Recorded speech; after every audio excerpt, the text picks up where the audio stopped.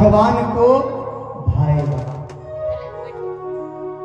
यहां लोग कह रहे हैं कि मेरे पत्नी मेरे बात नहीं मान रही है। बाबा भोले जो तीनों लोगों के स्वामी कहे जाते हैं संहारकर्ता के लिए, बाबा भोले के पत्नी बात नहीं मान रही है। बाबा भोले कह रहे हैं कि ये साक्षात भगवान है, अवतरण हुए हैं भगवान का, ये लीला कर रहे हैं सती। लेकिन मां सती नहीं मानी। तब बाबा कह दिए कि हो सोई जो राम रचि राखा, कि होगा वही जो राम जी ने रच कर रख दिया है। बाकी किसी से कुछ होने वाला नहीं है, चाहे जितना भी युग हो। नर सोचे नहीं होते हैं, नर सोचे नहीं होते हैं, प्रभु सोचे तत्काल। अब बलि चाहे वैकुंठ को दियो पाताल पठाए। कि नर सोचे नहीं होता है, मनुष्य के सोचने से यहां कुछ भी नहीं होगा। वही जो श्री राम जी को भाएगा, जो भगवान को नहीं भाएगा वो नहीं होगा। अब करके देख सकते हैं, बहुत ऐसे हैं जो करना तो चाहा बहुत कुछ, लेकिन हुआ कुछ नहीं। लेकिन जो कुछ भी नहीं करना चाहता है उसको ही बहुत ही नहीं जाता।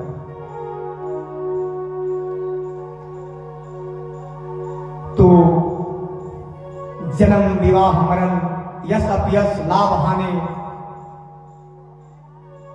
इन सब का चाबी भगवान अपने हाथ में रखते हैं। कोई कितना भी चाह ले कि मैं अपना यश फैला लूं, मेरा नाम हो जाए, वो होने वाले नहीं। जब भगवान चाहते हैं तब हो जाता है। यश फैलने में देर नहीं।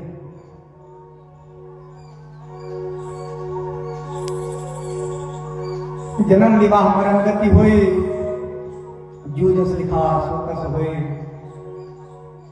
लाभ हानि यह सब सबका भगवान अपने पास चाबी रखते हैं। नहीं तो मनुष्य को दे देंगे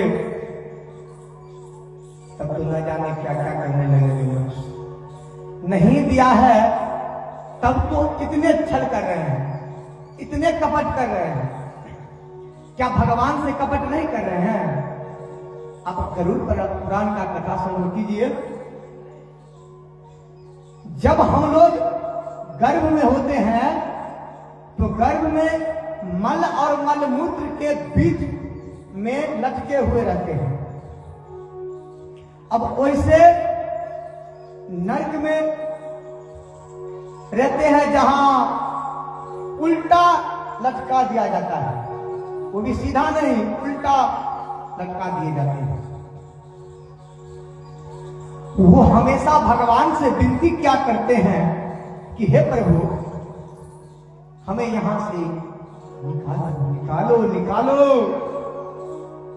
और जब भगवान पूछते हैं कि ये बताओ, तुम तो बार बार कहते हो निकालो, लेकिन जाओगे तो क्या करोगे? तो हे प्रभु हम केवल आपका भजन ही करेंगे। इस बार जो जाएंगे तो भगवान का अहरनिश भजन करेंगे, हर पल भजन ही भजन करेंगे। क्यों? क्योंकि हमें अब पता है कि पुनरपि जननम पुनरपि मरणम, कि ये जो मैं बार बार जन्म ले रहा हूं और बार बार मर रहा हूं, ये बहुत कठिन और सहनीय दुख देने वाले हैं। क्या जन्म लेते बच्चे को दुख नहीं होता है? इतने दुख होता है ना, वो बेचारे बच्चे जानते हैं। जन्मत मरत दुसह दुख होई। जन्म लेते हैं तो इतने दुख होता है कि वो बच्चे जानता है क्या करे। वो रो रहे हैं, यहां उत्सव मन रहा है। लोग सोचते हैं कि किसी घर में बालक का जन्म हुआ है, बहुत अच्छे की बात है। तो इसी पे बाबा तो कह रहे हैं, बाबा कबीर, कि जब हम जन्म लेते हैं तो हम तो रोते रहते हैं और ये संसार वाले बहुत अच्छे से हंसते हैं। तो ऐसा कर्म करो कि तुम जब जाओगे तो तुम हंसते हुए जाओगे और ये दुनिया वाले तुम्हारे लिए रोए।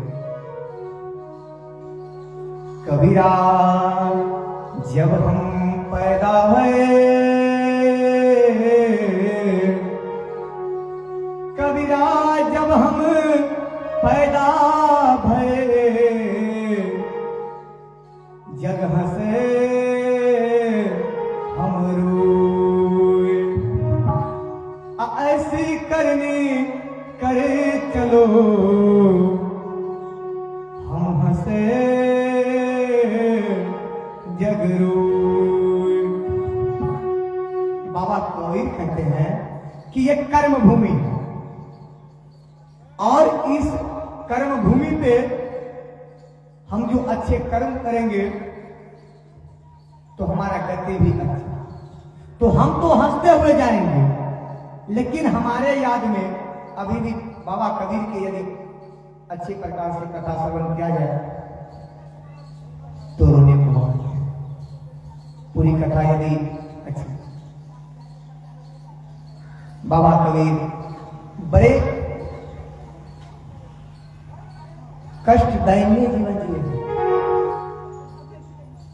भगवान की। तो बाबा कबीर कहते हैं कि यदि तुम ये अच्छे कर्म करोगे ना तो आया है सो जाएगा, आया है सो जाएगा राजा रंग फकीर। एक सिंहासन चढ़ चले दूजे बंधे जंजीर। कि एक सिंहासन पे चढ़कर जाते हैं और एक रोते हुए बिलखते हुए, उस रास्ते में न वृक्ष है, न पानी है, न खाने का कोई साधन नहीं, उस रास्ते में ले जाए। तो कोई रोते हुए जा रहे होते हैं, कोई हंसते हुए। तो बाबा कबीर कहते हैं कि ये कर्म भूमि पे ऐसा कर्म करो कि तुम तो हंसते हुए जाओगे और यहां तुम्हारे लिए लोग रोए। याद में कि बाबा थे तो कथा सुनो। बाबा के लिखे हुए ऐसे ऐसे पंक्ति है, पद है जो बड़े याद आते हैं। तो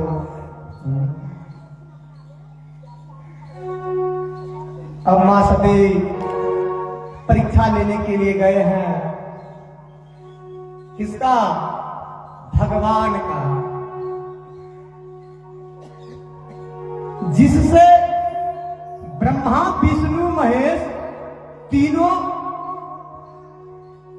उपजाऊ होते हैं, उसका परीक्षा लेने के लिए मां सती गई।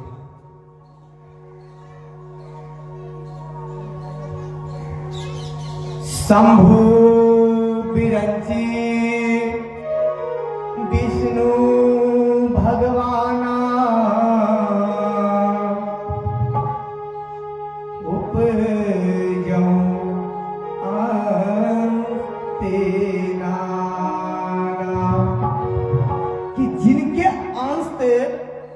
प्रकट हुए हैं। शंभु विरंची का अर्थ है ब्रह्मा और विष्णु। ये तीनों जिनके अंश से आए हैं, उनका परीक्षा लेने के लिए मां सती जा रही है। अब मां सती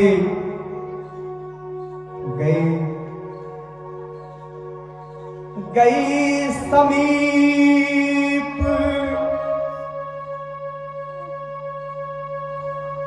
प्रभु